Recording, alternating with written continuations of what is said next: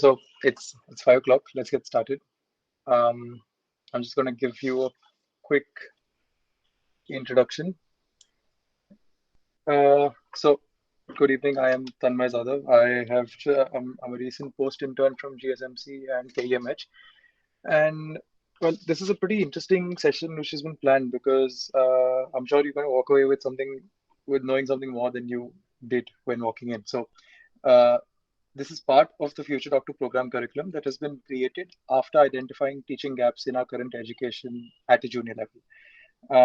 So, you know, quite often what happens is that you go to the ward and throughout your internship, throughout your even your medical student, people ask you to read X-rays. Patients are like, "Kya hai isme?" Patients give you CTs, and particularly, to an extent, we are formally taught X-rays in our curriculum, but CTs are something which are largely overlooked, right? And as medicine is developing and we're going towards more tertiary care facilities where uh, the places where we're studying, a large number of patients with suspected pathologies or conditions are going in for CT, which is because uh, it's become more available to people, which makes it even more important for us to know how to at least read a CT or complex X-rays or other types of scans. Today's session is going to be focused mainly on surgical radiology, mainly focusing on CT and X-rays.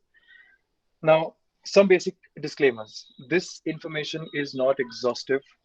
Uh, this I am not an expert, and but what I am telling you is basically the essential stuff you need to know as a junior doctor, so that you're at least able to be part of a conversation about the management of a patient, rather than maybe not diagnose him, but for complex situations, but at least be part of a conversation.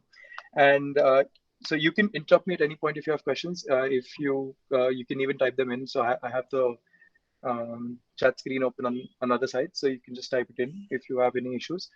Um, and lastly, the first 5 to 10 minutes are going to be a bit slow, going to be a bit basic for people who are like interns or, just good at academics for their age. And so just bear with me. It gets really interesting after that, especially when we move to CTs. I am going on the basic assumption that you guys are well versed with basic anatomy, at least basic anatomy. Okay.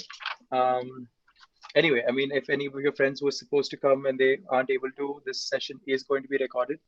And so you guys don't need to worry about, it's going to be on YouTube. I'm just going to start sharing my screen so that you guys can see.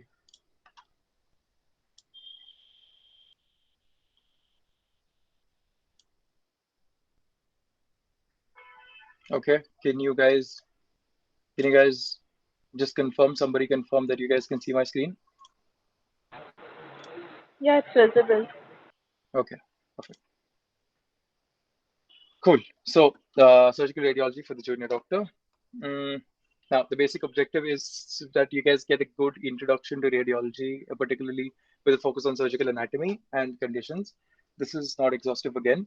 And at the end of it, I hope that you are competent in assessing most common conditions and emergencies at junior doctor level. Okay, chest X-rays. I know we need to get through this because it's the most common radiological investigation done around the world, no matter which country you go to, no matter how rich the country is. Chest X-ray is going to be the most commonly done investigation. So, how do you assess if the X-ray is proper? You have those 10 points in Kudu, which you need to blurt out when you're going in for final year exams. But I'm going to give you something really quick and simple. There's a mnemonic called RIPE-C. R stands for rotation, I stands for inspiration, P stands for projection, and E stands for exposure. C is basically just coverage, meaning that all the things that you need to see in the X-ray are covered. Let's just do it practically, and so that we can go through it. R stands for rotation. So rotation is basically that the X-ray is centrally aligned. So you see the medial end of, just let me start the yeah. So you see the medial end of the clavicle on both sides, and you see the spines of the vertebrae, and you measure the distance between each of them. It basically needs to be approximately equal. You don't need to measure them. Just the fact that they're approximately the same means that the X-ray has not been rotated. It's sent. It's not rotated. It's in the proper central view that we want it in. The second one is in the RIPE-C is inspiration. Every X-ray, unless indicated otherwise, needs to be taken in an inspirated manner. The patient needs to inspirate and hold, and that's when the technician is going to shoot the X-ray. How do you determine that the patient has inspired, or it's adequately the inspiration has been adequate for the X-ray which you're looking at? It's a simple method of knowing it. You need to be able to see 6 full ribs. So these dark ribs that you see, usually you see the posterior aspect of the rib, here. So these are easily seen, but to see the anterior part of the rib, you need to follow it very closely, and you need to be able to see 6 full ribs, not just the posterior aspect, right? So we can count these from the above. So this is rib number 1, this is rib number 2, this is rib number 3, this is rib number 4, 5. I'm sorry. 6, 7, 8. So yeah, we have a decent number of ribs which we can see, but for a full extent, we can see till approximately the 7th or the 6th rib.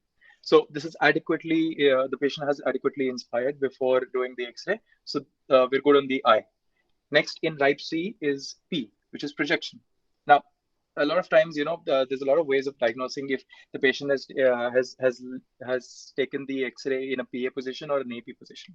The one which is usually taught to us is basically the heart shadow. The heart shadow would usually be pretty enlarged, because if the patient is in an AP position, the heart shadow would fall onto the screen further away, so it just so it appears to be bigger than it usually is. An easy way to know, most of the times you would need to do a PA X-ray, PA view X-ray, and an easy way to know is the scapula. If you can see the scapula blades outside of the chest cavity, it means that this X-ray has been taken in a PA position. Lastly, in the RIPE C is exposure. Now, this is something which is a bit hard to see. I'm not sure how many of you can see it on your screens if you're on your phone. But exposure it's a very nuanced thing, right? You can overexpose the film, you can underexpose the film. So a way to know exposure is you look at the vertebrae behind the heart. So, for example, this vertebrae and this vertebrae, and you see if you can see the space between these two vertebrae clearly. Now, I can see the space here clearly, so therefore it is adequately exposed. If I could not see this, if it was completely white, then I would have to assume that this is underexposed. And if I could see it extremely clearly, such that the heart is almost imperceptible, I can't really make out the heart border properly, then I would say it is overexposed. So these are the 4 things you need to look at an X-ray. First, to be able to comment on the X-ray, you need to make sure that the X-ray has been taken properly. And these are the 4 things in RIPE C. And C is basically coverage. Coverage is basically, can you see the apex? Can you see the lateral ribs? And can you see the costophrenic angle? Which you can. Okay. So that's the basics of the X-ray are out of the way. Just remember RIPE C. That's the mnemonic.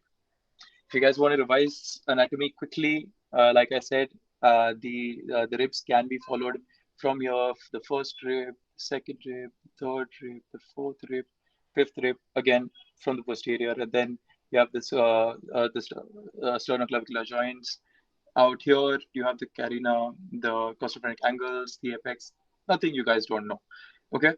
Latissimus dorsi. Latissimus dorsi is usually something which people miss. This is important because in cases of subcutaneous collection of air, this is where you would see the Ginkgo sign, right? So that is something which you should not miss when you're looking at X-rays. Okay, so irrespective of whatever the diagnosis is on an X-ray, if you are given, if somebody gives you an X-ray to look at your level, so for example, you're working as an MO in some sort of peripheral hospital, you're working as a junior doctor in a DGH, something like that. You aren't expected to be an expert in X-rays, but you need to have looked for these 4 things before you keep the X-ray down, before you give a report, or before you say, I don't know. Okay, these 4 things are something which tell you which are the bare minimum you need to be able to look at in an X-ray. The first one is you look at the apex for pancreas tumors. This is something which is very easily diagnosable, and early treatment is directly proportional to survival rates in these cases. Tumors is also on the rise. So basically, any sort of heterogeneous opacity with calcifications or cavitatory lesions are going to show up in a weird manner on your X-rays, and you need to suspect that this is a tumor if it's near the bronchus, a different time. If it's away from the bronchus, it's another kind. But you need to be able to raise suspicion. This can be a tumor. Thirdly, pneumo or hydropneumothorax. This is one of the most common X-rays which you find in acute emergency situations. Missing a pneumo is not allowed. Absolutely, you need to follow the bronchial markings up to the ends of the X-ray and check that there is no pneumo, even to the smallest extent. And lastly, the ribs. Ribs are by far the most commonly fractured things on the torso, and it's very easy to miss it because rib fracture isn't something unless extremely violent. Rib fracture is not something which is going to give you a very apparent sign on an X-ray. You need to follow each and every rib along the cortex and see if there is a break in that cortex. So let's just practice a few, right? So we discussed all the important ones. Can somebody, I'm going to give you 15, 20 seconds. Can somebody tell me what the diagnosis is here? I'll just assume that the right C, the X-ray has been taken properly. I just like somebody to suggest a diagnosis. After 10 seconds, I'm going to give you one hint. After another 10 seconds, I'm going to give you another hint. So if you can answer before that, brownie points.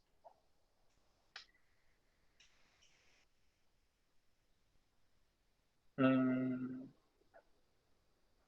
are increased like obesities in the hilar region. So and like probably suggestive of a like bilaterally million, not million, Um, bronchopneumonia.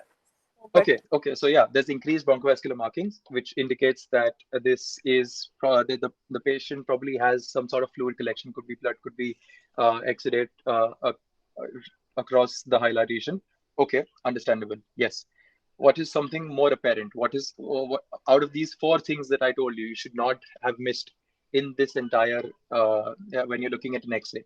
Which one do you think it is? Okay, first hint. It's on the right side of the patient. It's on the right side of the X-ray. Can somebody spot anything now?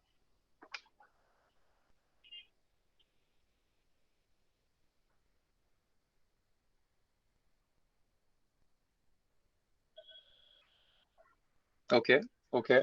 Last hint. It's in the lower right side of the pneumonia, probably. um pneumomediastinum. At, Pneumomediastinum as is a in bit the whole. Okay, yeah, okay. It's in the right lower quadrant. Can you guys see anything here now? yeah. What? There's a like just below the lung. There's some air collection, and like towards the Are you talking right about heart this? border. Yeah, this whole portion. It's It's a bit weird, right? This I guess. portion is a bit weird. Yeah. Okay. Can you tell me what this looks like? Does this look like a normal rib? No. No, right? So this, if you follow this line Yeah. closely, there's a break in the cortex right here, right? Mm. And there's a break in the cortex right here as well. So this means that this patient has a rib fracture on the posterior aspect, and if you want to count it, you can go from the top. So 1, 2, 3, 4, 5, 6, 7, 8, 9. So the ninth right rib fracture on the posterior side, right? Like I told you, rib fracture is something which is very easily missed. You look at the X-ray and you're overwhelmed by all the big structures, and you're not looking closely. So you need to go in a structured manner. Like I said, these four things. You first look at the apex. Does it look like there's any sort of tumor here? No.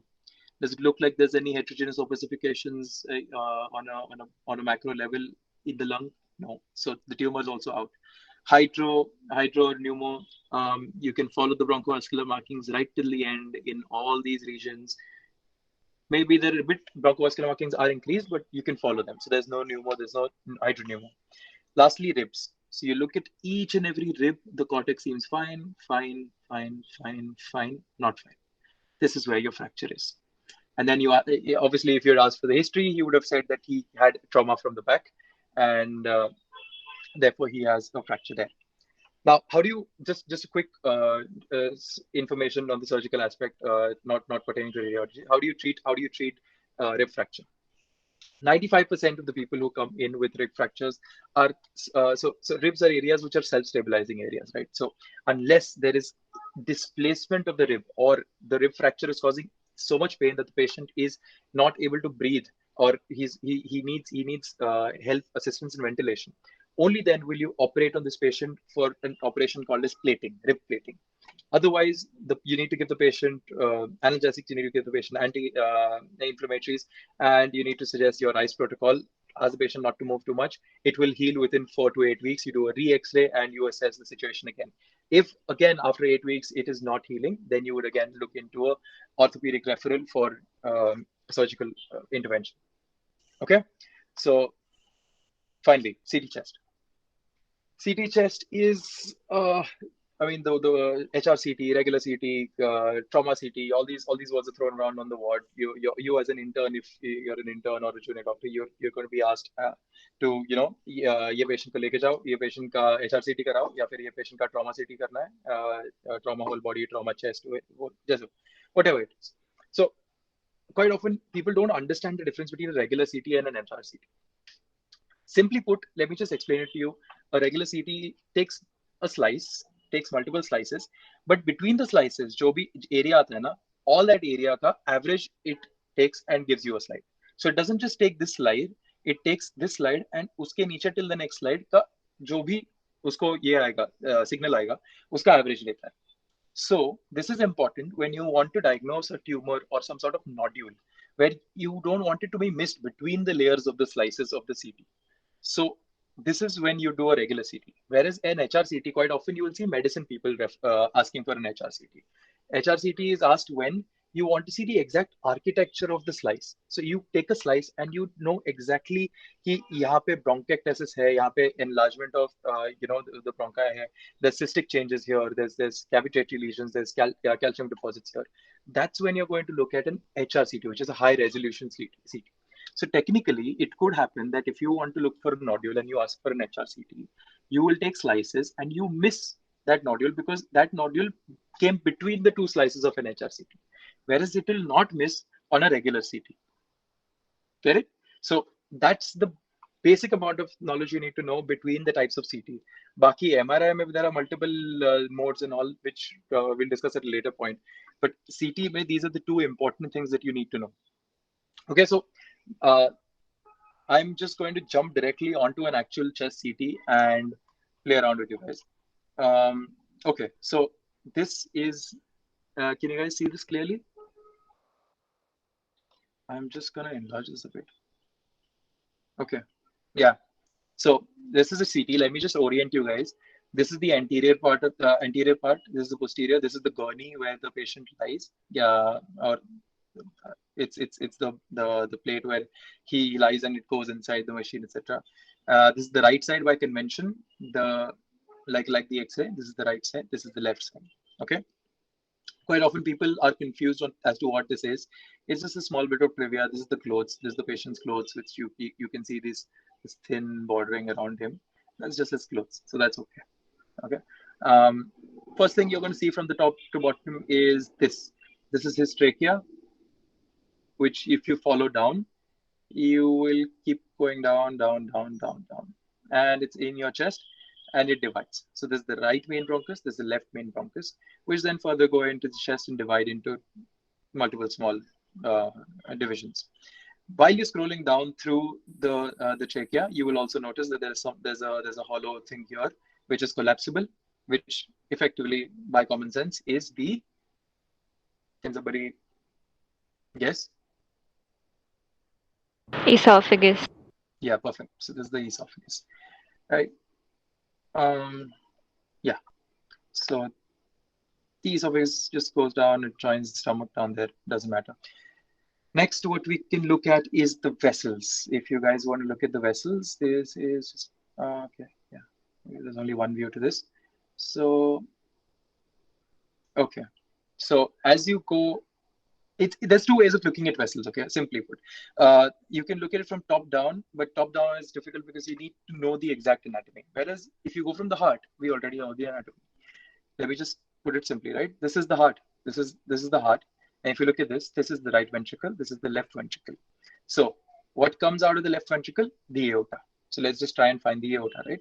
We're in the left ventricle right now. Let's go up, up, up, up, up, up, up, and this structure coming out of the left ventricle is the aorta, and therefore this is the ascending aorta, and therefore this is the descending aorta. If you want to see the arch of aorta, you go a bit higher again, and this you see the arch of aorta here, right? And then it perfectly goes down back into the descending aorta again. Again, let's go back to the heart. The next vessel which we can see is the pulmonary trunk. The pulmonary trunk comes out of the right ventricle. So the pulmonary trunk, you just have to follow this. This is the right ventricle. The right ventricle you follow above, up, up, up, up, up. This structure right here, which is dividing into the two lungs from the right ventricle, is the pulmonary trunk. This is the right main trunk. This is the left main trunk, right? Again, what structure comes into the left atrium, which these are the pulmonary veins. So the pulmonary veins, if you just keep going up, this is the right, this is the left atrium. If you keep going up, you see structures which are going into the left atrium, and these are therefore the pulmonary veins. And lastly, the structure which goes into the right atrium is the superior vena cava and the inferior vena cava. The inferior vena cava is not something you'll see on a chest X-ray ideally. You'd see that on the abdomen. The superior vena SVC is something you will see if you keep going up on this structure. See this structure here? That is the superior vena cava, right? Now, if you follow the superior vena cava, you will also see an important landmark in CT, which is used for identifying vessels. Right here is the superior vena cava, which is dividing. It's actually up here. This is the right brachiocephalic vein, which if you go down, you see the junction of the left brachiocephalic vein with the right brachiocephalic vein, which eventually forms the superior vena cava. And this slide is extremely important when you're looking at the anatomy of blood vessels in a CT, because this gives you a very good orientation of the vessels which are coming in, or anatomical anomalies which you would ideally diagnose on a CT. Ideally, you do it in an MRI, but you can technically do it on a CT as well. So look at this structure. This structure is the right brachiocephalic vein. This vessel right here is the brachiocephalic trunk, and this is the left common carotid. Can somebody guess what this is? If all of these are what they are, you'd have to be a distinction student in anatomy to remember. I'd say Left subclavian. yeah, perfect. So left subclavian. And can somebody guess what this structure is? If it's actually okay. So let me just give you the clarity on the phases of a CT as well, right? So CT is usually done with a contrast involved. When you're doing a CT, you put the patient in. You can do a normal non-contrast CT as well, and then you would give the patient contrast. If you scan the patient within a minute of giving the contrast, ideally within 30 seconds of giving the contrast, you will see the CT appear, which is called an arterial phase CT. An arterial phase CT is where the arteries are highlighted because the contrast is currently in the arteries, because the contrast is going to go to your heart and the heart is going to pump it out to the arteries first. Then you're going to have an organ phase, and then the third phase, which is the venous phase of the CT, is when the veins are going to have the contrast in them, which is usually after 5 to 7 minutes, right? Because it takes 5 minutes for the entire blood to circulate once around the body. So ideally 5 to 7 minutes after contrast, you would have the venous phase. So it depends on what exactly you're looking for in the CT. It depends on that which scan you would do. So can somebody guess in this situation, what scan are we doing?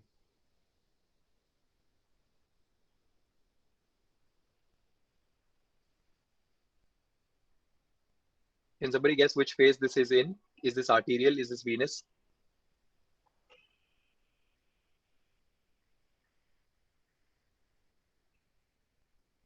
Okay, so it's actually a bit it's actually the arterial phase right now, but you might be confused because of the right brachiocephalic vein, which you are seeing brightly lit. I'll show you another example when we move to the next CT. But basically, the right brachiocephalic vein is going to light up early because the blood return from the heart is also coming early. So this is probably taken around 1 to 2 minutes. That's why you also see the arterial phase, and you're seeing the major vessel venous. That's it. So what else can you see? We can see we've seen the pulmonary trunk, we've seen the supra vena cava, we've seen the arch of aorta, the left and right main bronchus. And just as a small bit of trivia for you guys, can you guys identify what this and this are? Which vessel is this? It runs along the inside of the rib cage and along the costochondral junction. Can you guys? I'm sure you're going. It's going to be I knew this when I tell you. Anybody? Okay, so Internal mammary.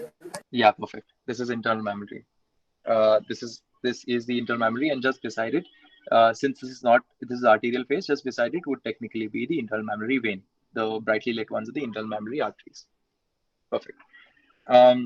So you would also ideally want to look at the ribs and the vertebrae while you're going through the CT, but in the CT it's all normal, so all's well. You can see the borders of the lung here as well. So in case you're suspecting a pneumothorax, so you go right from the top, you look at the borders on both sides. You see that the bronchovascular markings are reaching towards the ends. It's perfusing to well. And yeah, so there's no pneumothorax, there's no collection, so there's no hydrothorax. So this is a normal chest CT. Okay, going back. Let's do some questions for you guys. Can you guys diagnose this? Spotter within 3 seconds, 5 seconds. No brainer.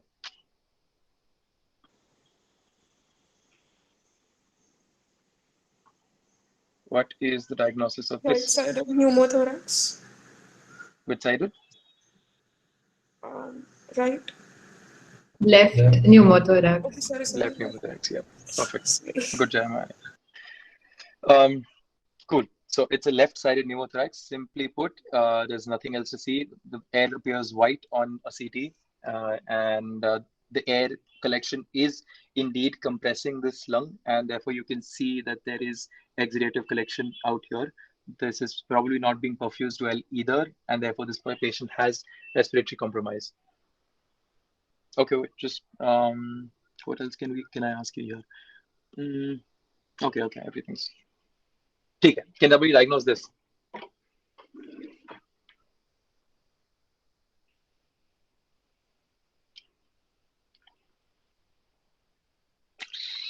Again, 10 seconds, and I'll give you one hint. Another 10 seconds, I'll give you another hint.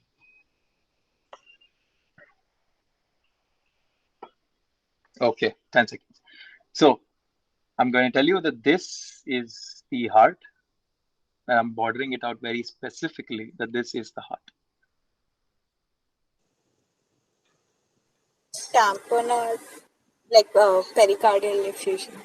Yep. So it can either be pericardial effusion or it can be cardiac tamponade, depending on the history of the patient. We don't know. So somebody asked me yesterday, and maybe you might just go back and think, hey, why can't this be the ventricle, right? Why isn't this hypertrophy?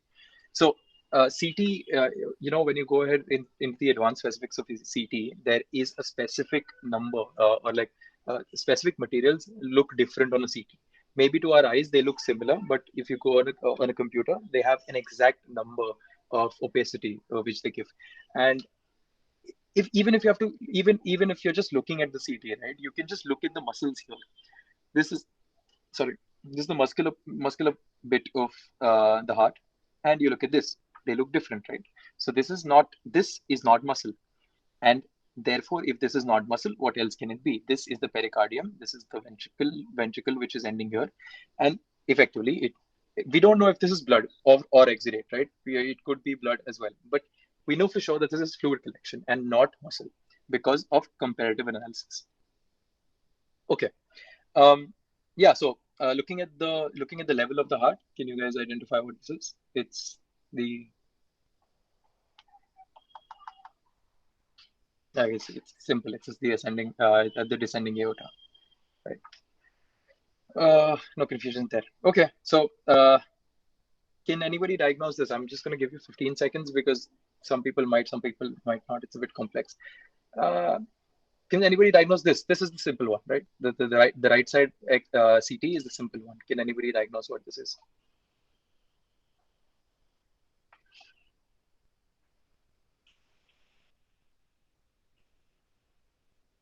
Is it TB or pancreas?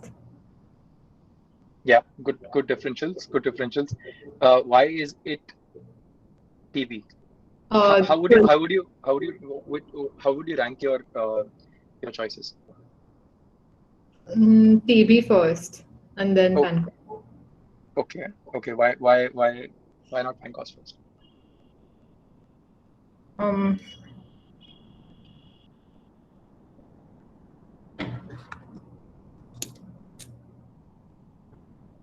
Okay, that's okay. So Hilar lymphadenopathy. So hilar lymphadenopathy is present in pancreas as well because obviously it's draining into the hilar as well.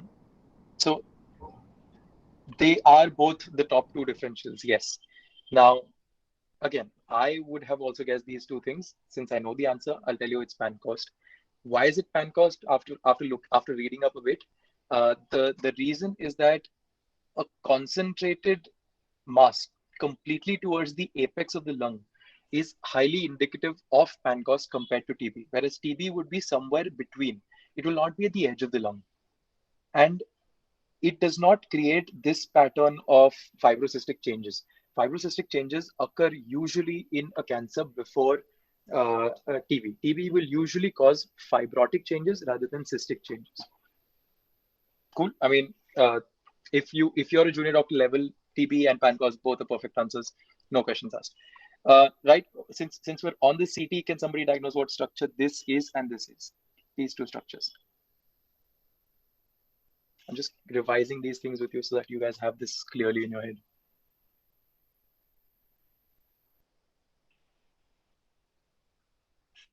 These two structures.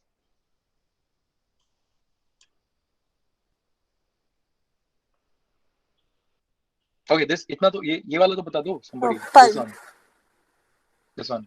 Aorta and pulmonary artery. Yep. So this is the pulmonary. The left bronchus. This is the left pulmonary over the left bronchus. Perfect. That's the anatomy you need to remember. So the pulmonary artery coming, the left pulmonary artery coming above the left bronchus, and this is the arch of aorta, which we've just cut at the. So the arch of aorta comes from here and goes like this, right? So you say that the level of the arch of aorta is basically the level of the carina, and therefore this structure here is pretty much the bang on center of the arch of aorta. I'm just going to tell you the diagnosis of this one. This one is lung tumor, which has caused cystic changes here. It's caused cavitary growth here. Nothing. I mean, not something which is expected of us to diagnose, but just something for you to pick up. Right? You see. How would you describe this CT? You describe that this CT has left-sided anterior cystic changes, possibly with a pneumothorax, and right-sided cystic changes to a lesser extent with a nodular growth with as a cavitary lesion. Okay, that's if you can just describe that to somebody, if a senior wants to call you up, that's how you describe it. That's good enough. Okay, skull CT. I'm gonna go quickly because you guys, I included this for juniors, but you guys seem to know your shit. So you guys know that there's epidural, there's subdural, there's subarachnoid, there's contusion, and there is diffuse axonal injury. And, just quickly, I want you guys to keep your mics on. I'm going to just quickly go through these and you guys can diagnose them quickly. If patient is a case of trauma, this diagnosis is.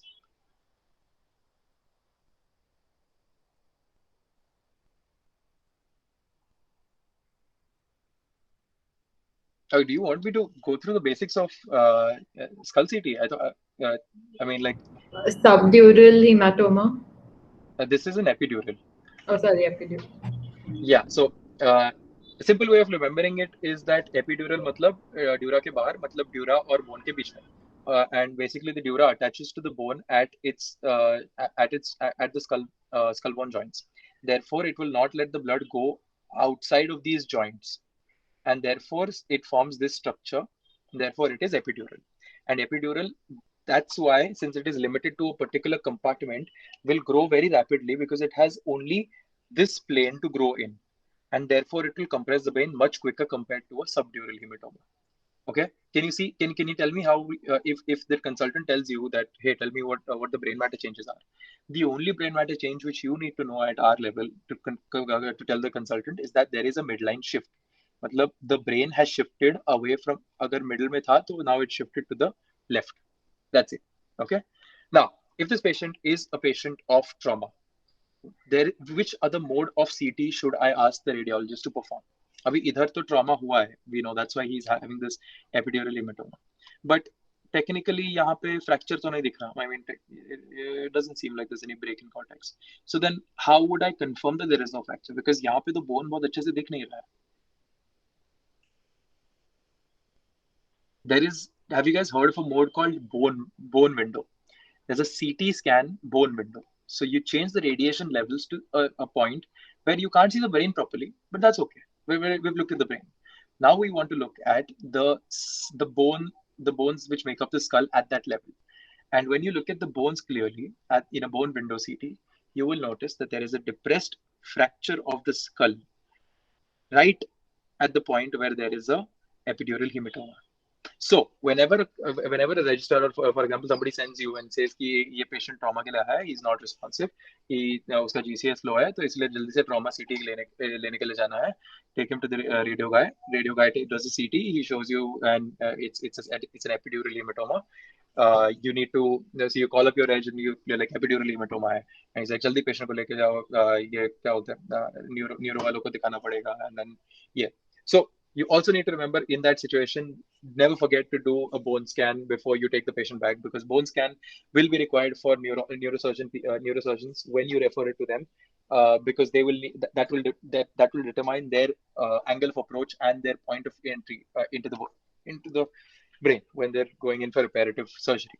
But there is a very common line in Manipal Handbook of Surgery, which says that if a patient is suspected of an intracranial hemorrhage, it is not unjustified to just open up his skull right there and then without asepsis, because that's how much of an emergency it is.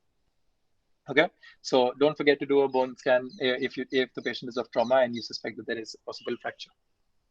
Okay, so can somebody diagnose this quickly?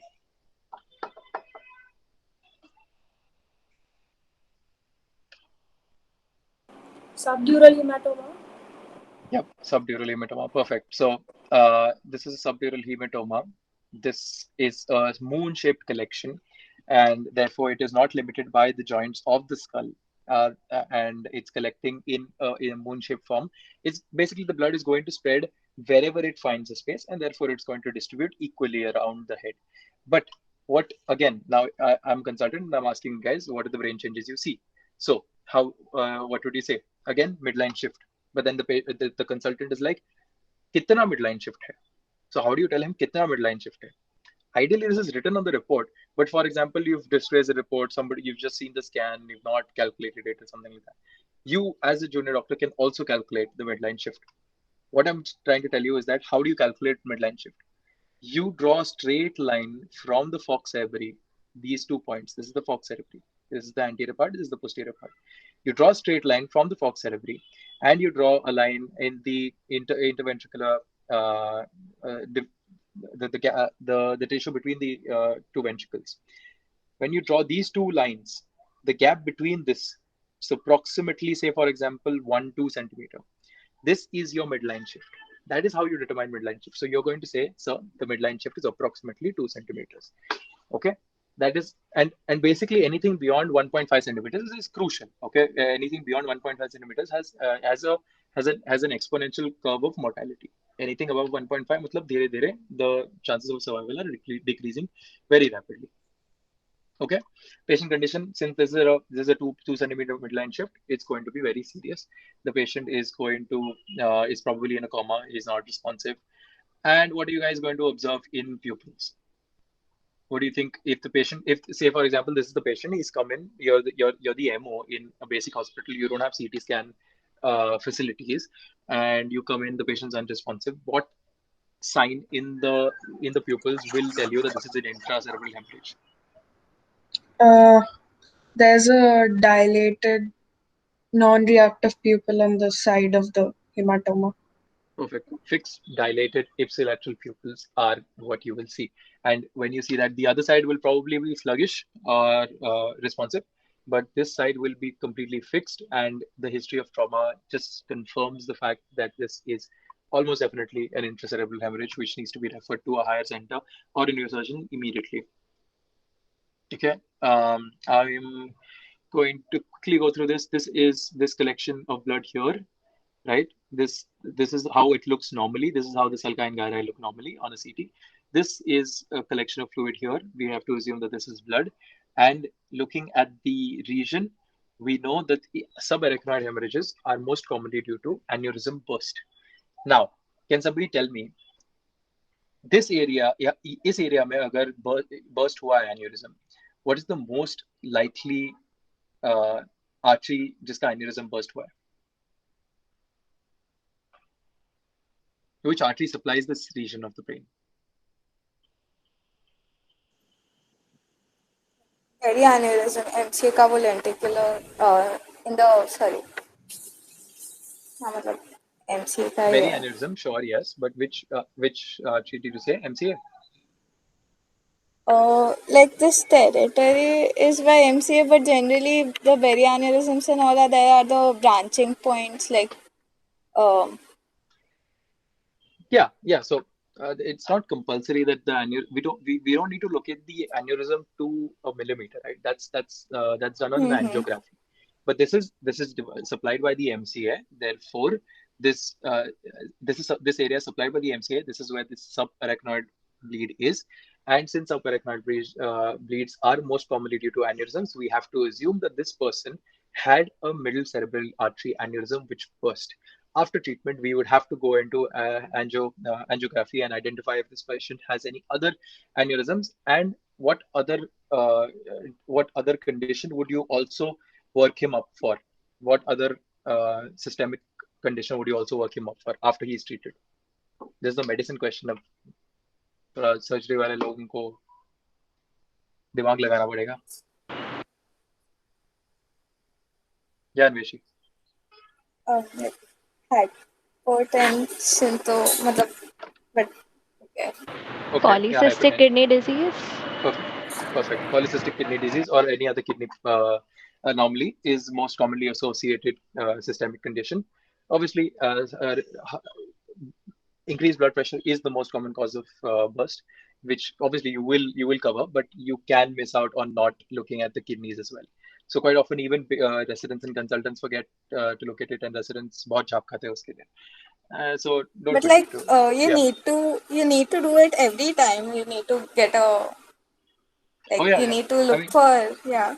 so Okay. yeah, it's actually very inexpensive. The 15 minute का काम है, but it's not done. So ये bleed हो गया. The most, if it's not such a big bleed, the patient will survive.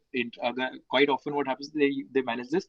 I've seen 2 cases. So one case में MCA burst था, but it was a major burst which was not compressed. So the lady died on the table. But the another lady, my neurosurgery resident was telling me, उसका छोटा bleed था. So they managed her conservatively, did not even operate, just gave her medicines. And they clipped the artery by endovascular route, and uske baad she was quite fine after like a week or 2. And then uske baad the resident was shouted on because tab tak he had not screened her for kidney diseases. And screening ko kuch nahi lagta hai. You will just take her to the USG lab. USG wala will look at the kidneys and say ki polycystic hai ki nahi, or any other particular anomaly or like some sort of stenosis hai ki nahi. Bas, that's all he's going to look at. And 15 minute का काम है. So why not do it every time? It's better, right? So every patient is protected that way. Okay. Yeah, thank you. Yeah. So this is how contusion looks. I understand that contusion is not usually taught to us in UG, so I'm just going to show you guys. Quite often TV पे पहले जब TV पे आता था कि यार you have a contusion and all in like these web series and all. I used to be like contusion मतलब छोटा कुछ तो होगा लगा है सर को वगैरह. But actually contusion is pretty serious if you look at it, right? This you can see soft tissue swelling right here. This is edema in the soft tissue along the frontal part of his head. And this focus right here is your contusion. Contusion is basically hemorrhage or microhemorrhage inside of your brain matter. So it's going to form a very focal bleed wala region, which is going to be hyperopic. And most often they resolve unless it is affecting neurological functions or, personality functions. So you will need to follow up this patient if this is such a big foci in about 2 weeks or 4 weeks to see if it is reducing or not. And this patient is also at a higher risk of diffuse axonal injury. So you would also need to refer him to a higher center or a neurologist properly to rule out diffuse axonal injury. So this is not something you will manage at your level at all, because quite often ऐसा लगता है कि contusion is a basic thing which you can manage with like basic painkillers and आदमी ठीक हो जाता है. 90% of the times हो भी जाता है, but it is not something to be taken lightly. That's all I wanted to like clear the conception. मेरा बहुत confusion होता था पहले.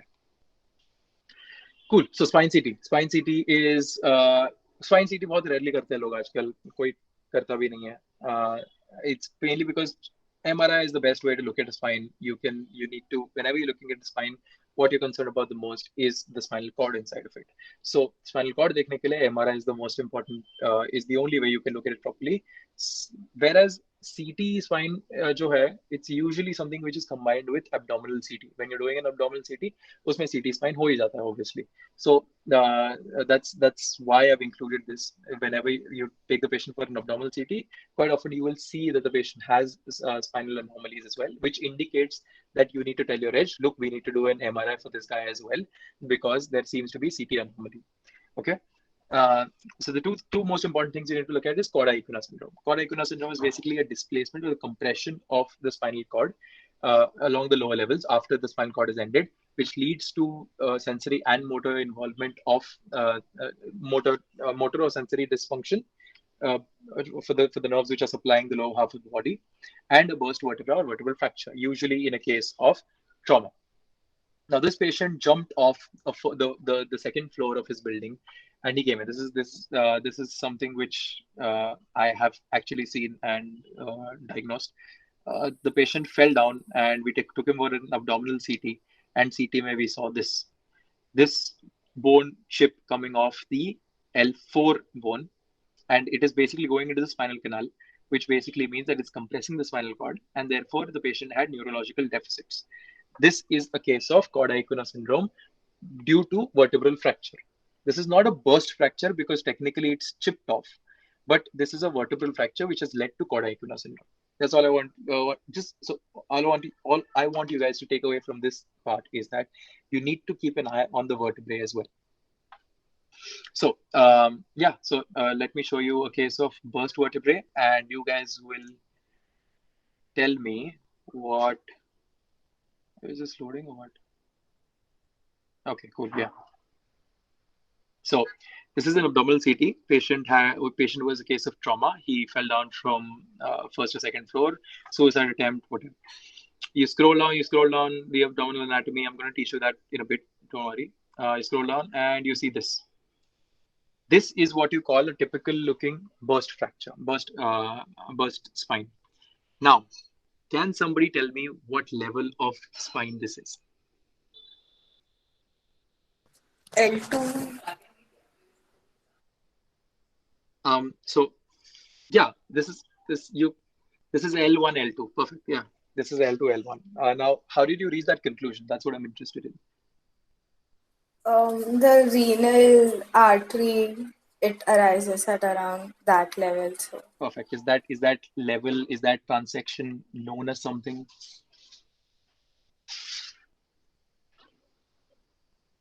Is that plane known as something?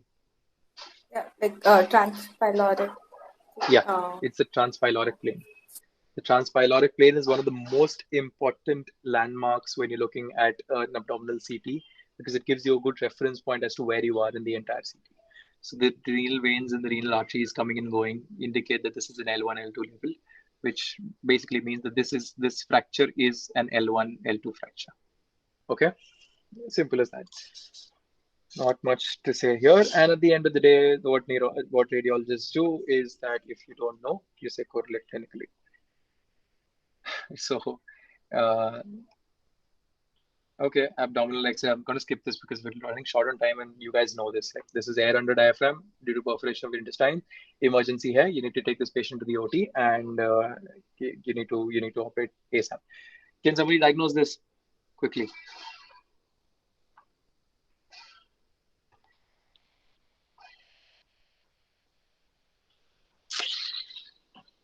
Large bowel obstruction. Awesome. No. So large bowel obstruction. I actually did have a slide. I took it out. Large bowel obstruction may you will see very clear hostrays. So you will have like these large enlarged bowels, and you will see clear lines, hostral lines. Let's just Google large bowel obstruction. Right?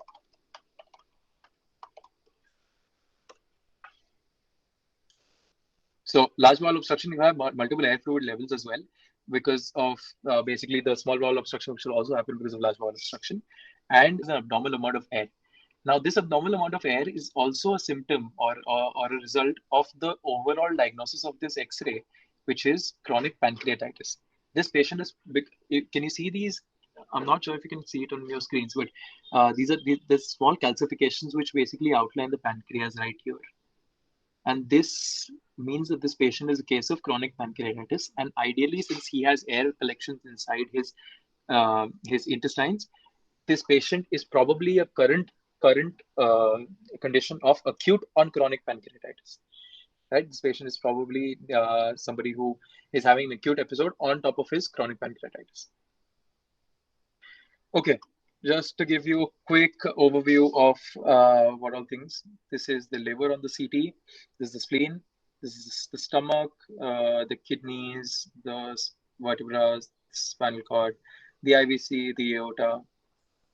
Just to give you guys a good orientation, and I'm going to go through a proper CT. Don't worry. Now, the abdomen CT is best viewed in the venous phase, because in the abdomen, the veins are something which dominate the importance because of the liver. So liver mein jo bhi hepatic veins वगैरह hai, those need to be visualized properly, and that's why the venous phase is important, except when you're looking at the arteries of the abdomen. Baki, venous phase is the best to look at for all organs, because even the spleen is visualized better, the pancreas is visualized better in the venous phase. Okay, so going from the top, this is your liver. This is your aorta. This is your spleen. Let me just show you the spleen pura. Yeah, this is the typical shape of the spleen. This is the liver. It runs almost across the entirety of the right side of the abdomen. And what other structure would you guys like me to show you? The gallbladder. Okay, can you guys visualize the gallbladder? Let me see. Can we see the gallbladder? Yeah, perfect. So this is the gallbladder right here. This is the gallbladder. Okay. Moving ahead, the pancreas are right here. This is the tail of the pancreas. If you go up, you can follow it right to the point where it meets the liver, and therefore here is probably somewhere the duodenum is, and it's giving off, it's connecting to the second part of the duodenum. This is the main portal vein, which if you see ahead, this is the main portal vein. It gives off branches into the liver. And if you keep scrolling up in the liver, you will see these three structures here, 1, 2, 3, which are basically draining into this vessel. Can anybody guess what these three structures are? The hepatic veins. Yeah, perfect. So these are the hepatic veins. This is the right hepatic vein, this is the middle hepatic vein, and this is the left hepatic vein. Okay, they're perfectly going into the IVC, which the IVC goes upper into the heart. Okay. Next, we can look at the stomach, which you will see right here. You'll see the air level, air present inside the stomach. And if you want to follow the stomach, you can see it going down here, and then it just dissipates behind the liver. So it's not really visible properly. Something important that you guys need to know is identifying the descending, transverse, and ascending colon. Descending transverse is also okay because you're not expected to know those structures and the pathologies which concern it. So just beside keep looking just beside the stomach and the spleen. The descending colon will start below the spleen. So somewhere out here, this is probably a descending colon. If you keep continuing down, it's going to go and it's merging somewhere here. It's going down and it will probably form the rectum here. Then this is your transverse colon. This is your transverse colon, which goes and joins your descending colon here. If you follow the descending colon, you will find this structure right here. See this? See this anatomy is perfect, right? So this is your descending colon. What is this? Can somebody guess what this is? It's feeding into the descending colon.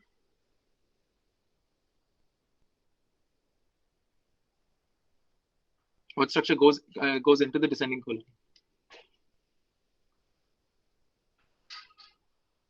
Okay, this is the ileocecal junction. This is the ileus, and this is the ascending colon. So the only structure which goes into the ascending colon is the ileum, and therefore this is the ileocecal junction. And therefore, what structure do you think this is? This right here. Sorry? Appendix. Yeah. So this is the appendix. Therefore, in a case of appendicitis, suspected appendicitis, this is the most important thing to look at. If this structure is burst or it's open, you will see a collection around this area.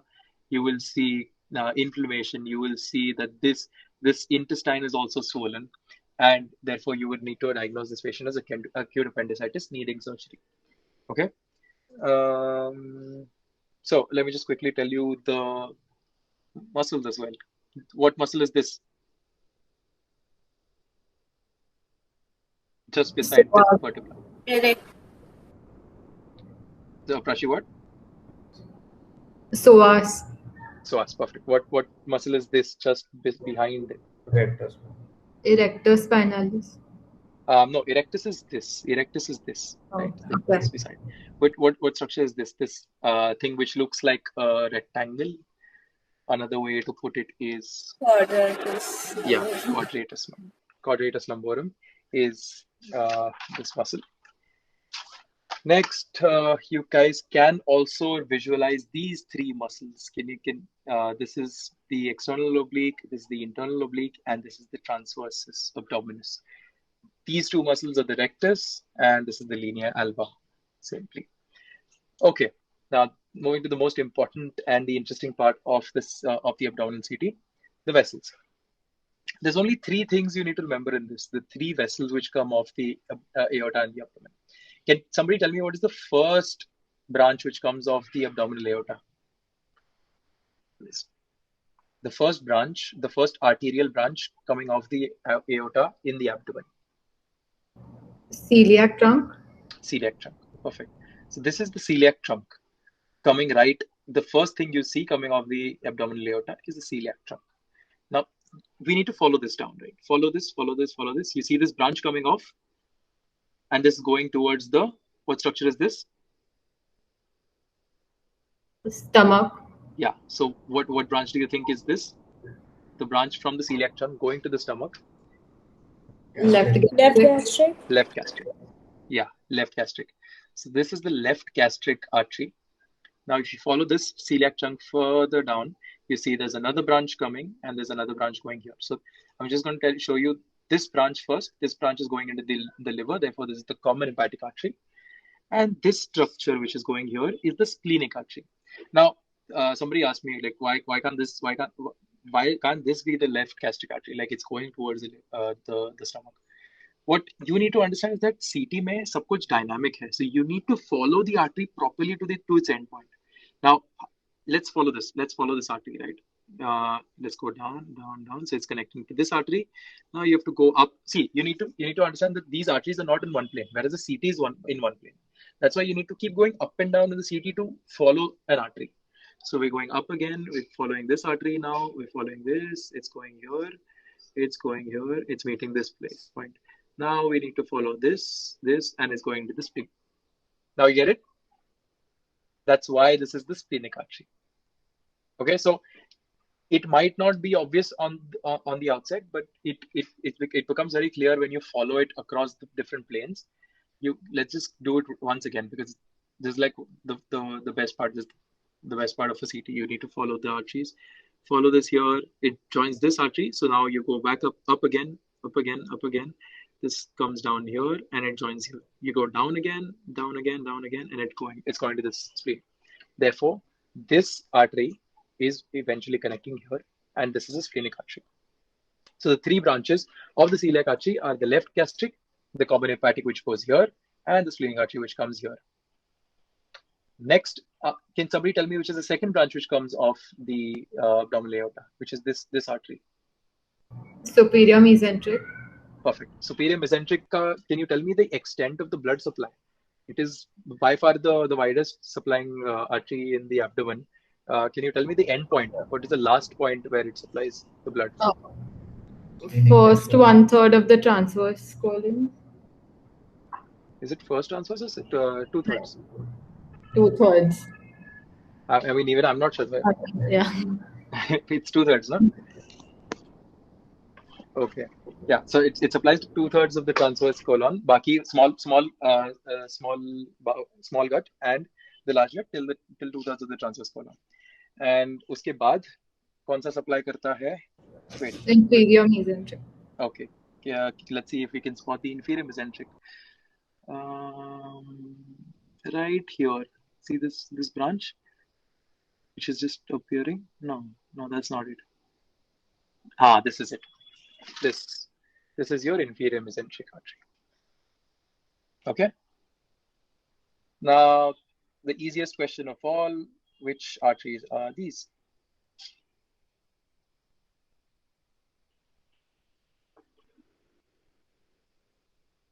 Do you want me to follow them? Okay. Now tell me which arteries are these? Renal. Yeah, the renal arteries. So that's the best part, because, and then now let me show you the transpyloric plane, the place where the renal arteries are going into the kidneys, the hilum. You see the neck of the pancreas. You see the L1 vertebrae, and therefore this level is L1, called the transpyloric plane. You can't see the pylorus, unfortunately, in this, but yeah, this is the transpyloric plane. The easiest way to find your transpyloric plane in your CT is basically finding the hilum of the kidney and finding the point where the renal arteries are going in. Okay. Now, let me quickly show you the coronal plane. Yeah, this. So this plane is usually not used for any sort of investigations at our level, because this is usually used for widespread metastasis, finding out widespread metastasis, exact locations of metastasis, and any other tumors or just an overall anatomical anomaly which the patient might have. So for our level, the only things which it's important for is abdominal aorta aneurysms, large vessel anomalies, kidney anomalies like supernumerary kidneys or horseshoe-shaped kidneys, and any sort of musculoskeletal anomalies which you might diagnose in this incidentally. Now, what I want you guys to notice is this. So this is the descending colon. You follow this out here. This is the transverse colon, and from here you see the ascending colon right here. This. Okay, and the other thing which you need to see is the aorta. The aorta is quite important in this scenario because this as a junior doctor level, at least, quite often, I mean, not in India, but if you're somewhere outside and sometimes you need to this is within your purview. Patient comes in with abdominal pain, you've ruled out all the causes, and nothing's coming up to you, and you say, "ठीक है," Red says, "ठीक है, do a CT," just so that the patient is, confirmed, and you look at the CT. What is the one thing you need to rule out after you've ruled out everything in abdominal pain?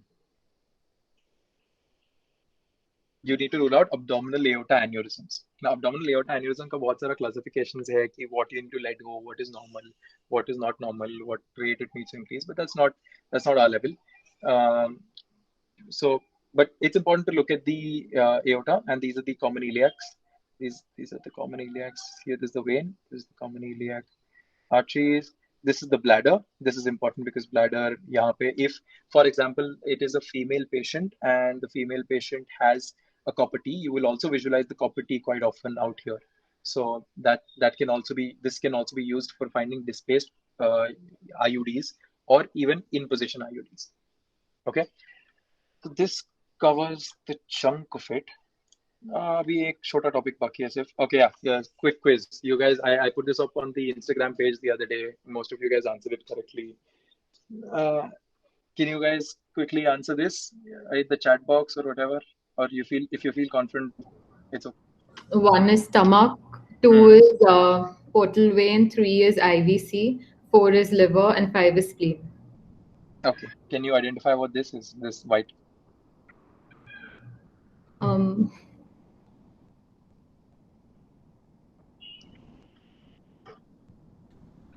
Is it IMA? No, it's SMA. Okay. I'll tell you why it's SMA. Okay. So it's very easy to confuse it with IMA because you're looking at this kidney level and you're like, ये तो L1 है, SMA तो ऊपर निकल गया, तो how is this SMA? But the thing is that SMA goes out and it dips down. It gives off the left gastric and it dips down, and then it gives off the common hepatic and the splenic. So you need to remember that it's not in one plane, right? That everything doesn't happen in one plane. That's it. Cool. So this is the last topic. So 2D echo and MRI was something I wanted to take, but it's a bit advanced and maybe we're running out of time.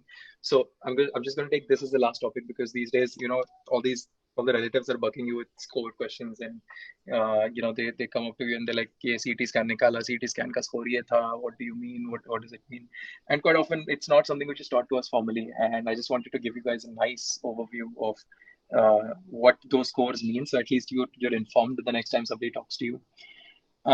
So the CORAD score is, you can see two types of scoring usually when somebody does a CT for COVID. It's CORAD scoring, which is basically a score from 1 to 6. So 1 basically means that there is almost no possibility of this patient having COVID on the basis of CT.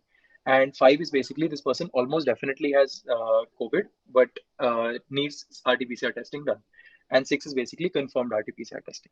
So this is usually not that, that's not that relevant. What's relevant is the CT severity score. This CT severity scoring is basically, you have 5 lobes in the lung, 3 on one side, 2 on one side. So 5 points for each lobe, which makes a total of 25 points. And greater the amount of ground glass opacification in each lobe, you will basically allot that higher a number. So 1%, you'll give the score of 1 for that lobe if there is less than 5% involvement. And if there's greater than 75% involvement, you give a score of 5. And ये पांचों का total करके, you get the severity score out of 25. Now something you need to remember is like, ठीक है, score तो आ गया, but now what?